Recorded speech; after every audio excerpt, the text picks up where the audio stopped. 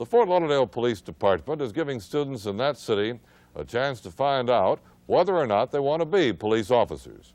The program is called Law Enforcement for Tomorrow, and the students in it are labeled LETs.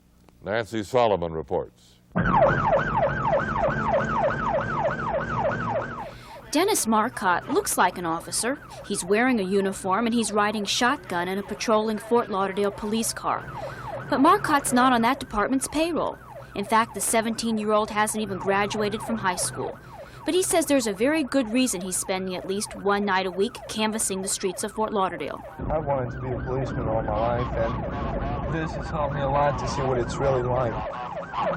This may be his life's ambition, but Marcotte and about 30 other LETs are discovering that although police work can be exciting and adventurous, it's not necessarily what they see on TV. Not Beretta, not Chips, not even good old Adam 12. To make sure these illusions are shattered is precisely the aim of the Law Enforcement for Tomorrow program. Its advisor has spent 17 years as an officer. Tom Duffy takes charge of recruiting prospective LETs in Fort Lauderdale's public and private high schools. If you're in high school, you have to maintain at least a C average. You have to be 16 to 21 years old. We try to get what we call the cream of the crop, to let the kids get first-hand experience of what police work is like, so that if in fact they do decide in the future that they want to become police officers, they have a little bit of background and see exactly what it's like.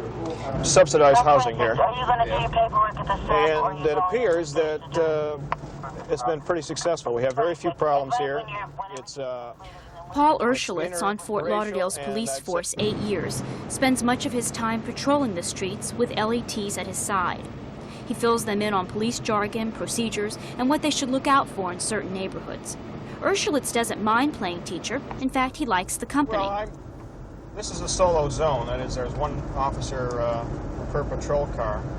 And to have the companionship of somebody that's interested in police work is rewarding.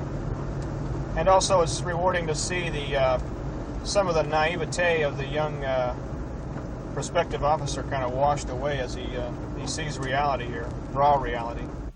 What we have here is a truck that's capable of carrying a large load in a remote area. And right behind here we have a canal, which leads one to be suspicious about a possible drug pickup. We have a deep water canal here, and you can see that the trees and everything would pretty well hide this spot if somebody were to pull a small but fast boat into this area. And right.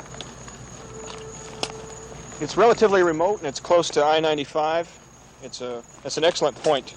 If I were to advise somebody to make a drug pickup, I would say this is a pretty good location.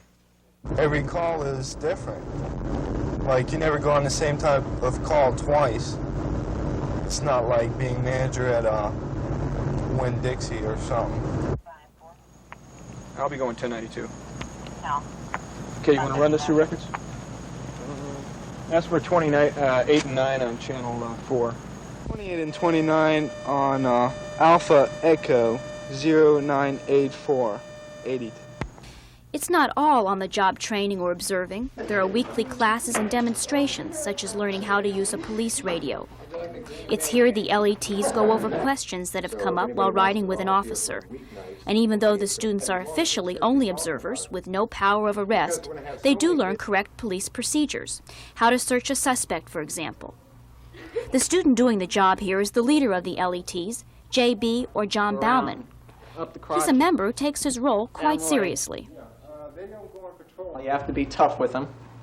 All right, let's spread them. Come on. Back farther, farther, farther, farther, farther. Come on, you can go farther than that. I know it. Let's spread them. Let's go. Gotta always remain firm with them. Make sure you keep your foot inside here in case they move. Pull them back. You start with the head, go down. Make sure you check the eyes underneath the front side here. Make sure you check the belt. You repeat the procedure going on the other side. Now, if they have an officer back here, you make sure you go around him because if he moves, he's going to get shot. All right, Nick, let's try it. Advisor Duffy tries to weed out what he calls the hot dogs, the students who want to get into the program just to push around or abuse citizens.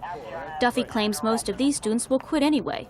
Like the other LETs, they soon realize an officer's work is often hard, as well as routine. Most of them think that it's, you know, cops and robbers and shoot 'em out and Starsky and Hutch and stuff like that, and of course it isn't. It can be a very boring, tedious job. Nowhere, for example, on Starsky and Hutch would the main characters answer a call concerning a knocked-down mailbox and skid marks left by a car that sped away. Do you have any idea at all if maybe some juveniles in the area or somebody in the area has a particular dislike for your mailbox or yourself? You get to know what the people are like, and you kind of know what to expect. It's not like watching television. Often what is portrayed on television is to a large extent true, but what has happened is they've compacted, that is the people who write the programs for television have compacted 3 or 4 years of police work into a 1-hour program and have separated all the uninteresting, boring, and non-sellable items out of it and made it palatable for the TV audience. Well, of course, when a young person comes in the patrol car with that image of police work, he soon finds out that reality is a far cry from what's portrayed on the television set. And if that young person, after about a year of seeing what police work is all about, still wants to be an officer, well, the people at the LET program say he'll be one step ahead of the others. But Tom Duffy insists it's not only the students who are learning from the program, but the patrolmen as well. They get to know a little bit more about that generation of kids. When they've been riding with an LET for some period of time, some of the officers and the LETs, they prefer to ride with each other. A friendship develops. In the last 6 years, the Fort Lauderdale Police Department has recruited over 300 students. Even though there's no guarantee of job placement, 46 of its graduates are now working in police stations across the country. The program is designed to give students at a young age the chance to see if police work is really the job they're after. Regardless of whether or not they choose this career, the LET program has turned a lot of its members into ardent supporters. Obviously, we're not going to have... You want to go out there and help out yourself instead of just doing nothing. A lot of people, they just cut down the cops, and it's, without them, total chaos.